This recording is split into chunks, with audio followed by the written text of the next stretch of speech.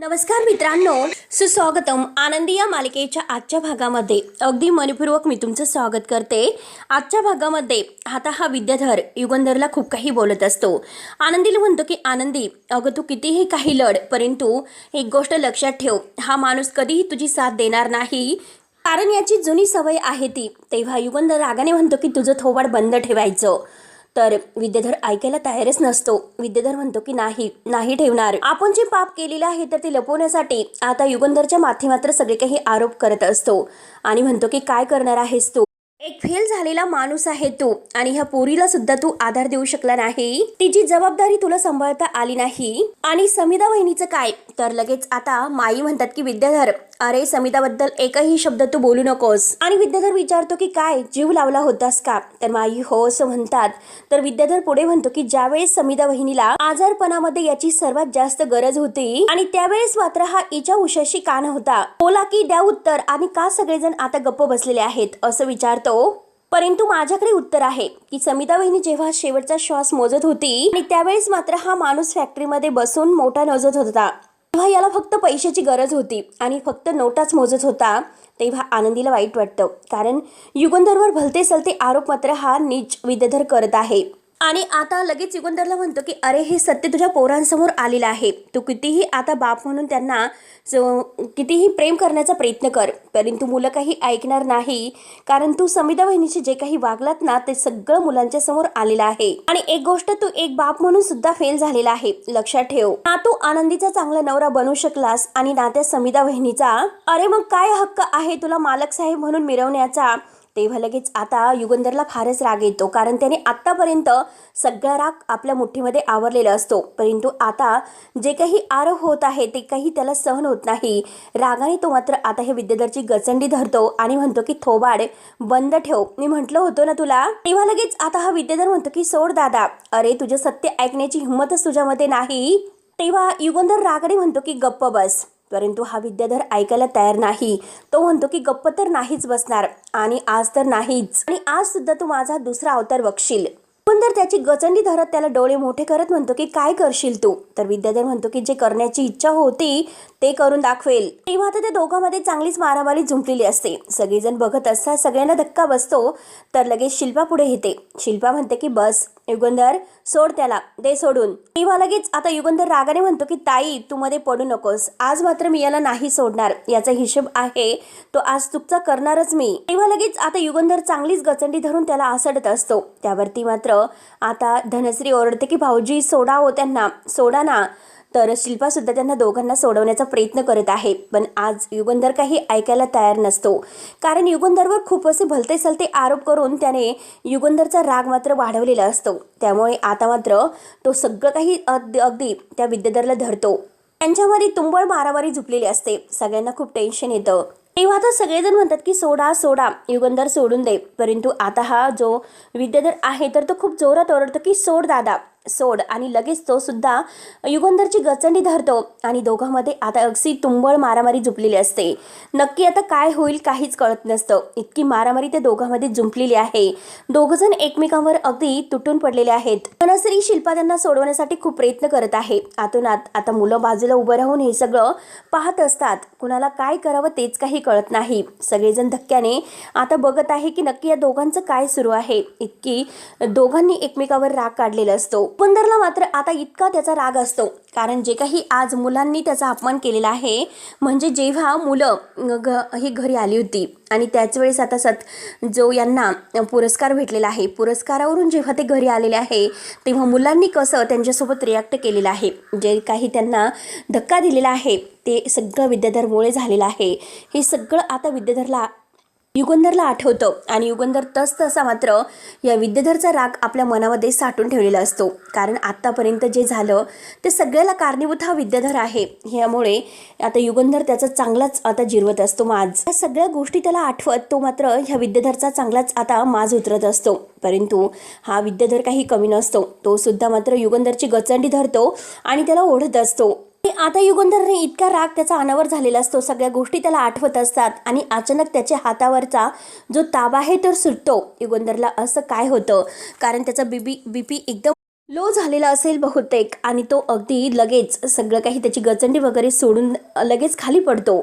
अगदी चक्कर येते त्याला आणि तो खाली पडलेला असतो. सगळ्यांना एक प्रकारचा खूप मोठा धक्का बसतो, कारण युगंधरला नक्की काय झालं असेल. सगळेजण युगंधर युगंधर ओरडत असतात आणि सगळेजण युगंधरच्या जवळ धावतात. आता मुलंसुद्धा बाबा बाबा काय झालं म्हणून बाबांच्या जवळ येतात. विद्याधर आता पाहतच असतो आणि त्याच वेळेस आता आनंदीला काही कळत नसतं की नक्की काय झालं. नक्की युगंधर मालक साहेबांना काहीतरी झालेलं आहे हे तिच्या लक्षात येते. आणि आता मात्र ही पृथ्वी म्हणतो की चला लवकरात लवकर डॉक्टरांना बोलवू आणि त्यांना आतमध्ये घेऊन जाऊ. तेव्हा आता सगळेजण मात्र युगंधरला उचलून आतमध्ये घेऊन जातात. ह्या विद्याधरला काय करावं तेच काही कळत नसतं. तो लगेच आता तिथून निघून जातो. तर आनंदी म्हणते की छायाताई, माई, बापू, मला प्लीज मालक साहेबांकडे घेऊन चला प्लीज. काय झालं मालक साहेबांना प्लीज म्हणून आनंदी तिच्या जीवाचा अगदी आटापिटा करत तिकडे जाण्याचा प्रयत्न करत असते रूममध्ये. परंतु समोर मात्र टेबलला तिची धडक होते. तिला आता घाईमध्ये काहीच कळत नसतं नक्की काय करू, मालक साहेबांना काय झालं असेल. म्हणून आता धावतच ती पायऱ्या चढून आतमध्ये जाण्याचा प्रयत्न करत आहे. परंतु आनंदीला तेथे जिन्याचा सुद्धा धक्का लागतो आणि ती अगदी तेथे सुद्धा खाली पडते. धडपडत धडपडत मात्र आनंदी आत येत असते. किंवा युगंधरला मात्र आतमध्ये आणलेलं असतं बेडवर. परंतु युगंधर अजूनपर्यंत काही डोळे उघडत नाही. मिताली, पृथ्वी, प्रांजल सगळेजण रडत आहे. माई, ही शिल्पा सगळेजण. की आता मिताली म्हणते की बाबा काय होतं तुम्हाला, डोळे उघडा ना बाबा, बाबा डोळे उघडा. प्रांजल सुद्धा विचारतो की बाबा डोळे उघडा. पृथ्वी, बाबा, सगळेजण बाबा बाबा करत आहे. माई ढसाढसा रडतात आणि म्हणतात की युगंधर डोळे उघड. आता विद्याधर म्हणतो की मिस्टर निंबाळकर डोळे उघडा. अहो मिस्टर निंबाळकर डोळे उघडा, मी काय म्हणतो ते मला ऐकू येतं का. आणि तो प्रांजलला पायाचा मसाज करायला सांगतो आणि जोरजोराने तो आता बाबांचे तळवे चोळत असतो. तेव्हा आता आनंदी जीवाचा आटापिटा करत मात्र तेथे येते आणि शिल्पाला बाजूला सावरून ती तेथे युगंधर जवळ जायला निघते. आणि लगेच आता ही शिल्पा तिच्यावर ओरडते की काय ग, काय काम आहे तुझं इथं, माणूस आटापिटा पडलेला आहे आणि तू इथे काय करतेस, कशाला आलीस आणि दिसत नाही का तुला. तर माई आता रडतच म्हणतात की शिल्पा अगं कसं दिसणार तिला. शिल्पा रागाने म्हणते की तिला दिसत नाही यामध्ये माझा दोष आहे का. इथे माणसाचा जीव चालला आणि हिचे नखरे बाजूला म्हणून शिल्पा तिला ढकलून देते आणि इथे गपचूप बसून राहा आणि जर इथून हल्लीस तर तंगड तोडील असं म्हणून बिचारी आनंदीला ती ढकलून देते. बिचारी खाली पडते आणि शिल्पा तोऱ्याने तिच्यावर रागवत असते. आनंदी मात्र आता खूप रडत असते. तर रडतच मिताली आता म्हणते की आत्या प्लीज डॉक्टरना लवकरात लवकर फोन कर. आणि बाबा अहो उठा ना बाबा, उठा उठा.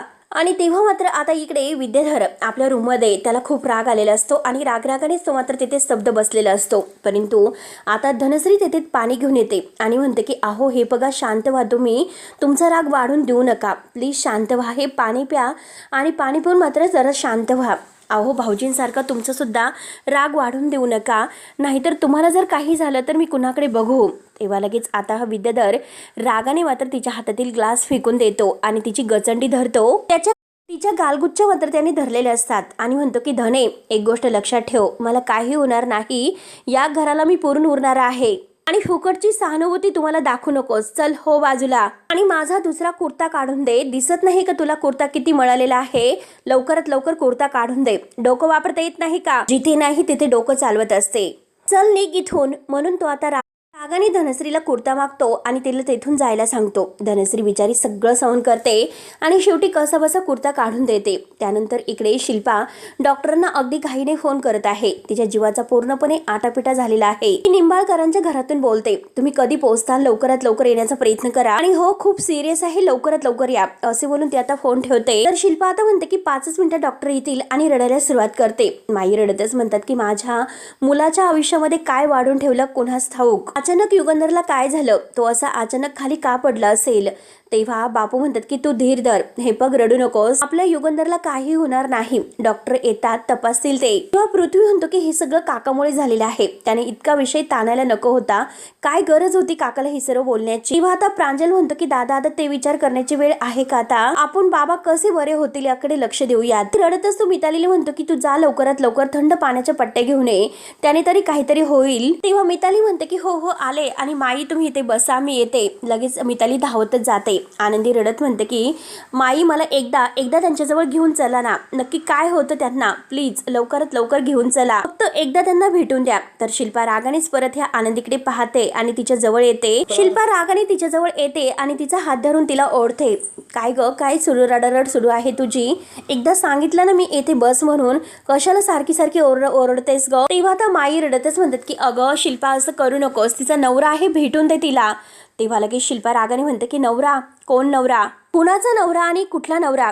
काय बोलतात माई तुम्ही? तिचा कोणता नवरा आहे? आणि काय तुम्ही हिच्या लग्नामध्ये सगळं काही बघायला गेला होतात का? तेव्हा आता बापू म्हणतात की अगं शिल्पा काय सुरू आहे तुझं? तर शिल्पा रागाने बापूंना म्हणते की बस करा, आता मी कुणाचं काहीच ऐकून घेणार नाही. आणि आनंदीवर दात खात म्हणते या घरामध्ये कुणाचा नवरा वगैरे काही राहत नाही, तर या घरामध्ये माझा भाऊ राहतो, कळले तुला? आणि ही शिल्पा रागाने मात्र आनंदीची गचंडी धरते, तिच्या गालगुच्छ धरून ओढते. आवाज बंद कर, नाहीतर मी तुझ्या तोंडामध्ये बोळा कोंबेल, कळले तुला? तर आनंदी रिक्वेस्ट करत असते की प्लीज ताईसाहेब एकदा मला त्यांना भेटून द्या. परंतु ही शिल्पा रागाने तिला त्रास देत म्हणते की आवाज बंद ठेवायचा आणि मर तिकडे म्हणून आता तिला जोरात ढकलून देते. बिचारी टेबलवर जाऊन पडते आणि रडतच म्हणते की ताईसाहेब प्लीज असं काही करू नका हो. आणि त्यानंतर डॉक्टर खाली येतात. तर छायाताई म्हणतात की बरं झालं डॉक्टर साहेब तुम्ही लवकर आलात, मालक साहेबांना बरं नाही, चला लवकर.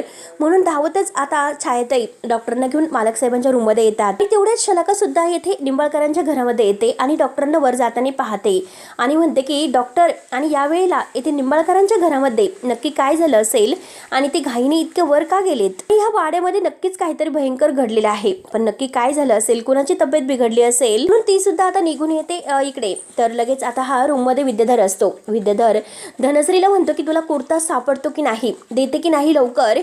धनश्री म्हणते की अहो देते ना, थांबा. आणि ती कुर्ता काढते आणि म्हणते की हा घ्या. आणि आता मात्र शलाका डायरेक्ट तेथे येते आणि हा विद्याधर बनेलवर बसलेला असतो. तेव्हा लगेच आता शलाका तेथे येते आणि म्हणते की विद्याधर, आणि लगेच समोर पाहते तर लगेच म्हणते की सॉरी. तर लगेच आता धनश्री पुढे येते आणि म्हणते की काय हो, काय तुमची पद्धत आहे रूममध्ये येण्याची? कुणाच्याही रूममध्ये नॉक म्हणजे विचारताना आतमध्ये येतात, कोणती पद्धत आहे तुमची ही?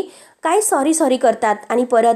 तेव्हा शलाका रागाने मात्र विद्याधरकडे पाहत असते. धनश्री तिला म्हणते की काय हो, दिसत नाही का तुम्हाला ते कपडे बदलतात म्हणून? तुझ्याकडे थोडीशी तरी मॅनर्स आणि थोडीशी तरी अक्कल वगैरे आहे की नाही? तेव्हा लगेच आता शलाका रागाने म्हणते की ए धने, मी मागाशी हॉलमध्ये आले होते. धनश्री म्हणते की मग हॉलमध्ये आली होती तर मग काय झालं? इकडे कोणी नव्हतं म्हणून थेट इकडे आले. तेव्हा आता धनी म्हणते की वा वा वा वा, म्हणजे कुणाच्या घरात हॉलमध्ये जर कोणी नसेल तर डायरेक्ट त्यांच्या बेडरूम मध्ये घुसायचं का? तेव्हा आता शलाका म्हणते की धने, आणि तिच्यावर बोट उगारते. तर धनी सुद्धा काही कमी नसते, धनी सुद्धा तिला तसंच बोट दाखवते आणि म्हणते की चल शट, बाहेर जायचं निघून. तर शलाका आता रागाने पाहत असते. तर आता हा विद्याधर म्हणतो की धने, हे बघ कुर्ता आण लवकरात लवकर इकडे. धनी रागाने मात्र तो कुर्ता घेते आणि विद्याधरला देते. विद्याधर म्हणतो की आण लवकर. तर धनश्री म्हणते की लवकरात लवकर तुम्ही त्या शलाकाला बाहेर जायला सांगा. आता लगेच विद्याधर म्हणतो की हो तुझं बरोबर आहे आणि जा तू बाहेर. तेव्हा धनश्री म्हणते की मी बाहेर जायचं, मी का बाहेर जाईल, मी नाही जाणार, तिला जायला सांगा. तेव्हा आता विद्याधर तिच्यावरच ओरडतो आणि तिला जायला सांगा, मी तुम्हाला सांगितलं ना. तर आता हा विद्याधर म्हणतो की मी तुला चल म्हणतो ना, आणि तो ह्या धनश्रीच्या हाताला धरतो आणि शेवटी तिला बाहेर काढून देतो आणि तिला बाहेर काढतो आणि म्हणतो की दार बंद करून घे. तेव्हा धनश्रीला बाहेर ढकलून देतो आणि धनश्री मात्र बिचारी बाहेर. आता मात्र ह्या शलाका आणि हा विद्याधर रूम मध्ये असतो. तेव्हा इकडे डॉक्टर मात्र आता युगंधरला चेक वगैरे करतात. विद्याधरला चेक वगैरे करून सांगतात की परिस्थिती खूप गंभीर आहे, कारण काही सांगता येत नाही. त्यांचा बीपी आहे तर तो 240 वर शूट ऑफ होतोय. परिस्थितीमध्ये काही पण होऊ शकतं. आता मात्र ब्रेन स्ट्रोन किंवा हार्ट अटॅक काही पण येऊ शकतं.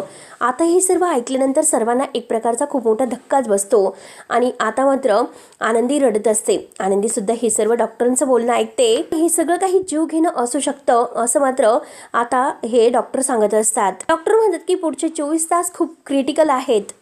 आता माई म्हणतात की डॉक्टर साहेब अहो असं काय करतात, नक्की काहीतरी तुम्ही करा ना प्लीज लवकरात लवकर. किंवा डॉक्टर म्हणतात की हे बघा मी पूर्ण प्रयत्न करत आहे आणि खरं तर आत्ताच त्यांना हॉस्पिटलच्या ICU मध्ये शिफ्ट केलं असतं, परंतु त्यांची अवस्था इतकी नाजूक आहे आणि त्यांना हलवणं खूप कठीण आहे आणि हे सगळं खूप रिस्की ठरू शकतं. त्यामुळे मात्र मी आता ही रिस्क नाही घेऊ शकत आणि त्यांना क्षणाला त्यांच्यावर लक्ष ठेवावं लागेल. त्यामुळे मी एक काम करतो, आता गरज पडली तरी सुद्धा आता येथे जो काही ICUचा सेटअप आहे तर तो मी रूम मध्ये तयार करतो आणि आता यावेळेस त्यांना शांततेची खूप गरज आहे, तेव्हा कृपया सगळ्यांनी बाहेर जाऊ शकतात का? त्यावरती शिल्पा रागानेच आता अगदी रडतच म्हणते की डॉक्टर म्हणतात ते एकदम बरोबर आहे, आपण सगळ्यांनी बाहेर जाऊयात आणि चला पृथ्वी, प्रांजल, मिताली चला बाहेर.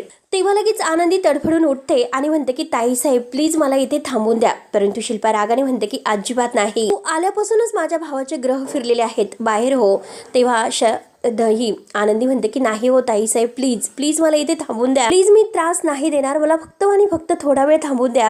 शिल्पा म्हणते की एकदा नाही म्हटलं कळत नाही का, डॉक्टरने काय सांगितलं ऐकू नाही आलं, आणि आता तू अगोदर बाहेर चल म्हणून तिच्या हाताला धरून आता ही शिल्पा बाहेर घेऊन येते. त्यानंतर मात्र आता डॉक्टर ह्या युगंधरला सगळं काही तपासणी वगैरे करायला घेतो.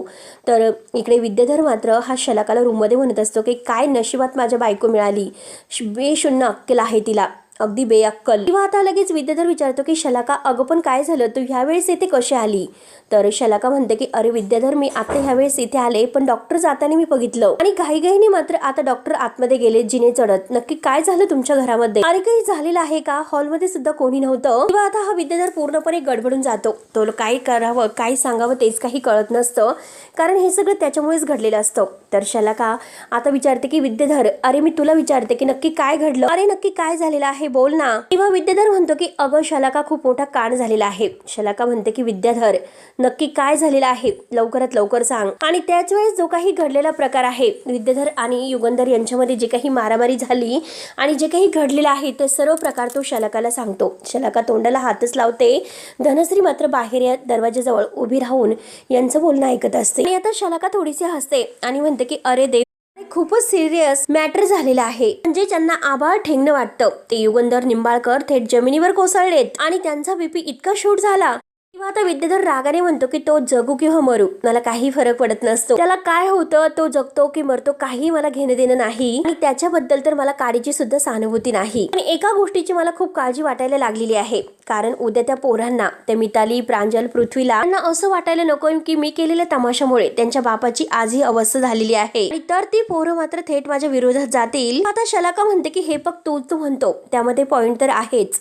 तर हा विद्याधर म्हणतो की हे पक काही झालं तरी ती पोरं मला माझ्या बाजूने हवी आहेत. निंबाळकर साम्राज्यावर जर हक्क गाजवायचा असेल तर ती पोरं मला माझ्या मुठ्ठीमध्ये ठेवली पाहिजे, तर माझा हा सगळा काही प्लॅन आहे या सगळ्या फालतू गोष्टीमुळे अगदी बट्ट्या बोळ होऊन जाईल. किंवा आता शलाका म्हणते की हे पक विद्याधर अरे तू काही काळजी करू नको, रिलॅक्स हो, मी आहे ना तुझ्या सोबत, आणि तुझं जे काही आहे ना फोडा आणि राज्य करा, तुझा हा खेळ आहे ना तो मी खराब नाही होऊन देणार. तेव्हा विद्याधर विचारतो की पण म्हणजे नक्की तुझ्या मनामध्ये आहे तरी काय? तेव्हा शलाका हसते आणि विचारते की काय रे तुझ्या कपाटाला हात लावू का? तेव्हा विद्याधर म्हणतो की काय बोलतेस? तर शलाका म्हणते की अरे तुझ्या कपाटाला हात लावू का असं विचारते, चालेल का? तेव्हा आता विद्याधर म्हणतो की हो हो चालेल चालेल. आणि शलाका कपाटामधून तो बेल्ट घेऊन येते आणि विद्याधरच्या हातात देत म्हणते की बेल्ट. तर विद्याधर विचारतो की बेल्ट आणि बेल्टचा काय संबंध आहे? आणि तो बेल्ट घेऊन मात्र आता तो दाखवतो, ते हाताला देतो आणि शलाका म्हणते की धर हा बेल्ट हातामध्ये धर. तेव्हा त्याला काय जो प्लॅन आहे तो प्लॅन मात्र समजावते. आता तो प्लॅन ऐकून विद्याधर म्हणतो की वा वा वा वा शलाका काय डोकं आहे, खूपच छान, आता हा प्लॅन आहे तुझा. तर आता धनश्री मात्र यांचं सगळं काही बोलणं दरवाजात उभी राहून ऐकत असते, दाराला कान देऊन. आणि आता तो बेल्ट आपल्या हाताला गुंडाळत म्हणतो की बघतच राहा त्या पोरांना कसं मी माझ्या बाजूने ओळवतो ते. त्यानंतर आता सगळेजण हॉलमध्ये येतात. धनश्री सुद्धा बाहेर आलेली असते. तर मिताली खूप रडत असते. शिल्पा म्हणते की मिताली शांत हो, अगं रडून काही उपयोग होणार आहे का? शांत हो बरं, अगं युगंधरला काही होणार नाही. तर मिताली खूप रडत असते. शिल्पा म्हणते की डॉक्टर उपचार करतात आणि जर आपणच अशी हिंमत हारलो तर कसं होणार सांग बरं. रडतच मिताली म्हणते की आत्या तूच सांग की मी काय करू आता. आणि तू पाहिलं ना त्यांचा चेहरा, अगं ते डोळे सुद्धा नाही उघडत. डॉक्टर म्हणाले की हाय बीपी झालेला आहे त्यांचा, मग काय आई जर नंतर त्यांना काही झाले तर मी जगू शकत नाही, म्हणून मिताली खूप रडत असते. तर लगेच आता माई म्हणतात की नाही बाळा असं काही होणार नाही, नको काळजी करू, युगंधरला काही होणार नाही. तेव्हा आता लगेच शिल्पा म्हणते की अगं मिताली वेडी आहेस का तू, काही कसं बोलतेस ग, नको काळजी करू. आणि त्यानंतर मात्र आता लगेच आता हा विद्याधर आणि ही शलाका आहे ते दोघंही बाहेर येतात आणि तो बेल्ट मात्र आता तो लगेच टेबलवर ठेवतो हा विद्याधर. तर शिल्पा विचारते की हे काय आहे आता नवीन, आणि तू बेल्ट का घेऊन म्हणजे इथे आला असं विचारते. तर लगेच विद्याधर म्हणतो की मिताली हा जो काही बेल्ट आहे तर तो हातामध्ये घे, स्वतःच्या हाताने मात्र तू ह्या बेल्टने मला मार, जोरजोरात झोडपून काढ आणि चांगली राहिली चांबडी आहे तर ती सोलून काढ माझी, जीव घे माझा. आणि आज मात्र दादाची जी काही अवस्था झालेली आहे ती फक्त आणि फक्त माझ्यामुळे झालेली आहे. आणि मी रागाच्या भरात आज दादाला हे जे काही बोललो असतो तर ती माझी अशी अवस्था झालीच नसती. आणि कधी कधी खरं सुद्धा इतक्या स्पष्ट बोलायचं नसतं की त्याच्या समोरचा माणूस दुखावला जातोय. इतकं साधं गणित माझ्या लक्षात का आलं नसेल. म्हणून आता विद्याधर नाटक करायला सुरुवात करतो मुलांच्या मनामध्ये आपली जागा निर्माण करण्यासाठी शलाकाच्या प्लॅननुसार. आणि शलाका मात्र आता तिला खूप काळजी आहे असा चेहरा करते. त्यामुळे नाही ताई, आता मात्र मला जगण्याचा काही अधिकार नाही. या सगळ्याची मला मोठी शिक्षा मिळालीच पाहिजे. आणि ए पोरी धर हा बेल्ट घे आणि मार मला, म्हणून तो मितालीचा हात धरतो आणि तिच्या हातामध्ये नाटक करतो, बेल्ट देतो आणि म्हणतो की मार मला जोरजोरात. तेव्हा मुलंही प्रांजल काका काका करत असतो आणि मिताली सुद्धा. तर या माई म्हणतात की अरे विद्याधर काय सुरू आहे तुझं हे नवीन, अरे शांत हो. मिताली आता रडतच म्हणते की काका अरे काय करतोस तू. प्रांजल म्हणतो की काका अरे काय करतोस तू. तर आता विद्याधर रडण्याचं नाटक करतो आणि म्हणतो की प्रांजल तू सांग काय करू मी. अरे मला सुद्धा हे सगळं काही बघून आनंद व्हायला लागला का. अरे ह्या वाड्यामध्ये काही जरी घडलं तरी सुद्धा दादा मलाच गुन्हेगार ठरवत असतो. मागच्या वेळेस ती आनंदी गायब झाली तर तिला शोधण्यासाठी मी माझा स्वतःचा जीव धोक्यात घातला, माझ्या हातापायाला मार लागला तरी सुद्धा दादाने सगळं काही आरोप त्या आनंदीला किडनॅप केलेला जो काही आरोप आहे तो सगळं माझ्यावर घातलं. आज पृथ्वीला वाचून मी घरी आणलं, मी स्वतःच्या जीवाची सुद्धा पर्वा केली नाही तरी सुद्धा त्याचा मारेकरी मीच आहे का. नाही रे प्रांजल, मला हे सगळे खोटे आरोप नाही सहन होत. आणि म्हणूनच रागाच्या भरात ते माझ्या तोंडून सगळं काही निघून गेलं. म्हणून आता हा जो काही विद्याधर आहे तो नाटक करत आता मुलांचं पुन्हा मन वळवण्याचा प्रयत्न करत आहे. माया आणि बापूंना मात्र आता हे सर्व काही कळत असतं की विद्याधर किती पोहोचलेला आहे आणि किती खोटं बोलतो ते.